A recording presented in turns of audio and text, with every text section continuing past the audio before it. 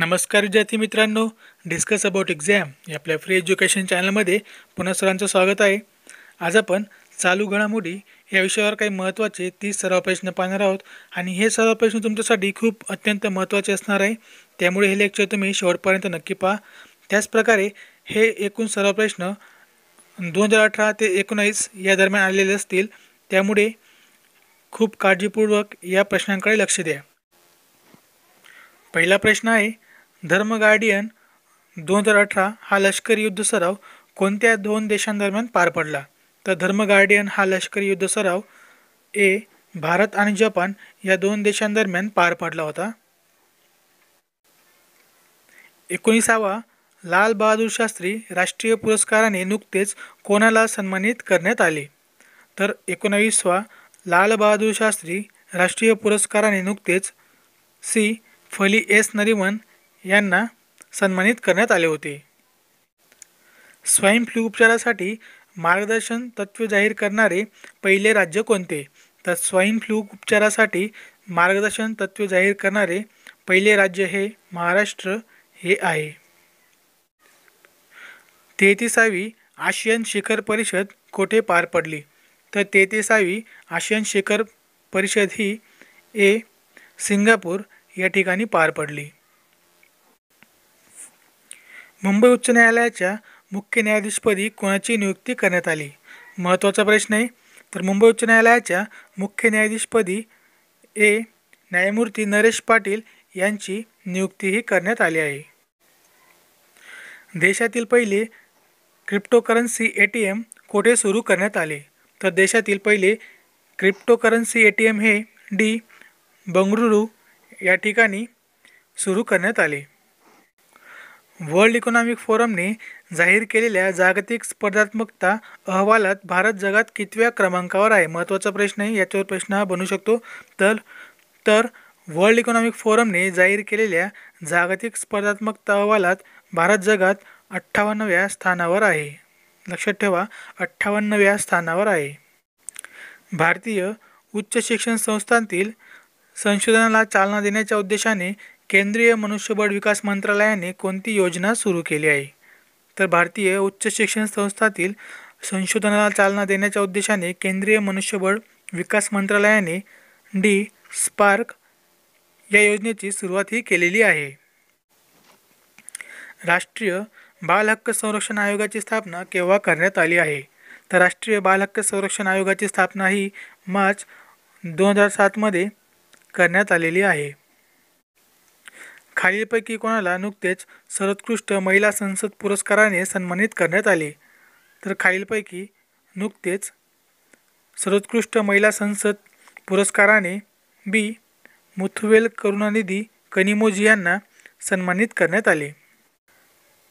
आयुका नियामक मंडळाच्या अध्यक्षपदी कोणाची निवड करण्यात आली आहे?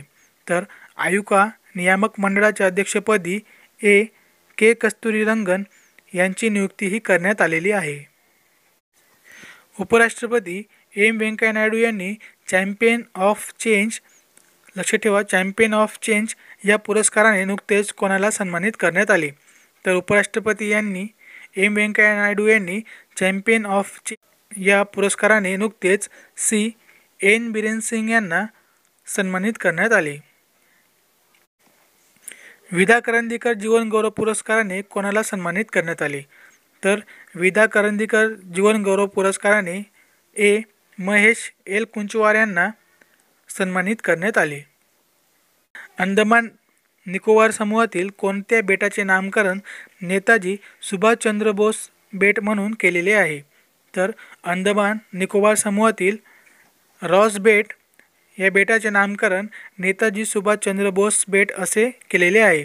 तर हॅवलॉक बेटाला स्वराज्य असे केलेले आहे आणि नील बेटाला शहीद म्हणून असे नामकरण हे केलेले आहे.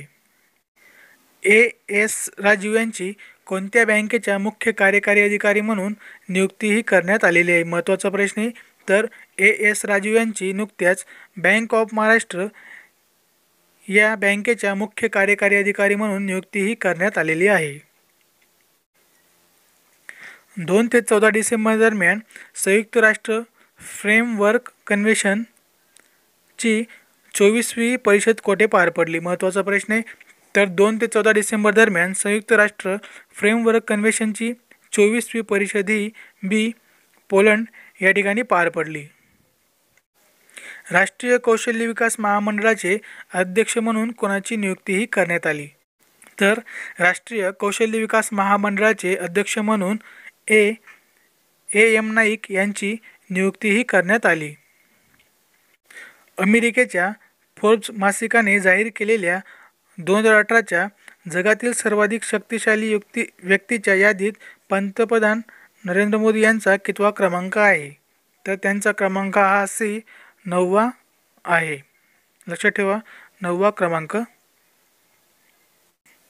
92वे अखिल भारतीय साहित्य संमेलन महाराष्ट्रातील कोणत्या ठिकाणी आयोजित केले आहे? तर 92वे अखिल भारतीय साहित्य संमेलन हे महाराष्ट्रातील यवतमाळ या ठिकाणी आयोजित केले होते.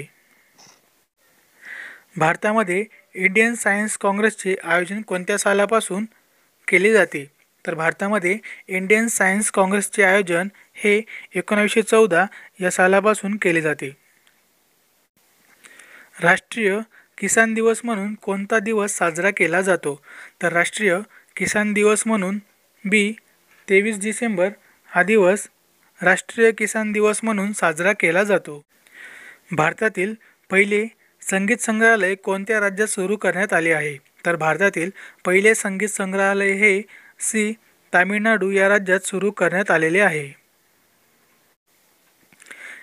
106वी भारतीय विज्ञान परिषद कोठे आयोजित केली आहे?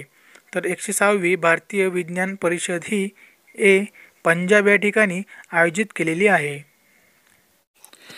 राज्य साहित्य मंडळाच्या अध्यक्षपदी कोणाची नियुक्ती करण्यात आली आहे? तर राज्य साहित्य मंडळाच्या अध्यक्षपदी सदानंद मोरे यांची नियुक्तीही करण्यात आलेली आहे.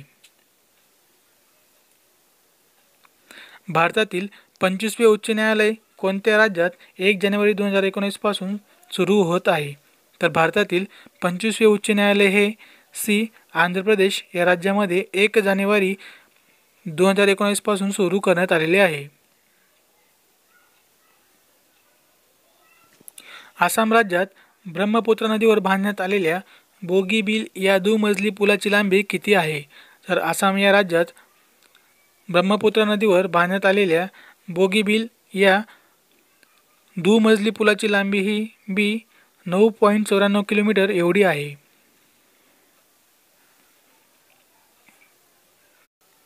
आंध्र प्रदेश राज्यात स्थापन करण्यात आलेल्या 25व्या उच्च न्यायालयाचे मुख्य न्यायाधीश म्हणून कोणाची निवड करण्यात आलेली आहे? तर आंध्र प्रदेश राज्यात स्थापन करण्यात आलेल्या 25व्या उच्च न्यायालयाचे मुख्य न्यायाधीश म्हणून न्यायमूर्ती रमेश रंगनाथन यांची नियुक्तीही करण्यात आलेली आहे.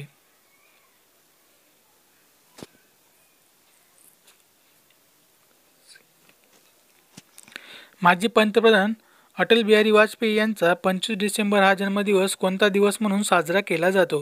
तर माजी पंतप्रधान अटल बिहारी वाजपेयी यांचा 25 डिसेंबर हा जन्मदिवस सुशासन दिवस म्हणून साजरा केला जातो.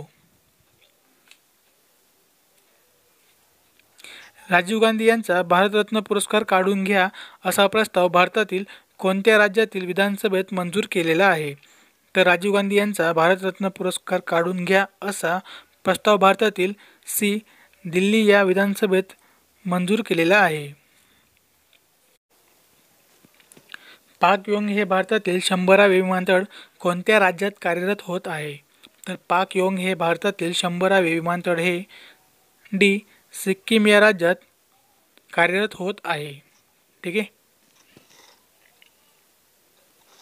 आय होप मित्रांनो तुम्हाला आजचं लेक्चर नक्कीच आवडलं असणार आणि खूप सारे महत्त्वाचे प्रश्न आपण या ठिकाणी डिस्कस केलेले आहेत. त्यामुळे व्हिडिओला लाईक करायला विसरू नका. तुमचे काही ओपिनियन्स असतील ते तुम्ही मला कमेंट बॉक्सद्वारे कळवा. तसेच तुमच्या मित्रांना देखील हा व्हिडिओ शेअर करा, म्हणजेच त्यांचा देखील तुमच्यासारखाच या व्हिडिओच्या माध्यमातून त्यांचा हा फायदा होणार आहे. त्याचप्रकारे जर हा व्हिडिओ कोणी नवीन पाहत असणार तर व्हिडिओला सबस्क्राईब करायला विसरू नका आणि शेजारील बेल आयकॉनला क्लिक करा. त्यामुळे तुम्हाला येणाऱ्या नवनवीन व्हिडिओचे नोटिफिकेशन तुमच्यापर्यंत हे पोहोचत असतात. तर भेटूया पुढील लेक्चरमध्ये. तोपर्यंत धन्यवाद. जय हिंद, जय महाराष्ट्र.